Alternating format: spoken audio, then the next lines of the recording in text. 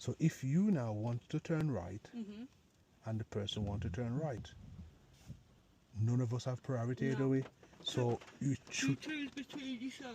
yes, we should just make a safe decision and position. Mm-hmm. This is the regular way, yeah? Yeah. But you still need to look out for vehicle and bikes that might be come from there. Yeah. But some of them you might find where that vehicle is already here and you might need to do that.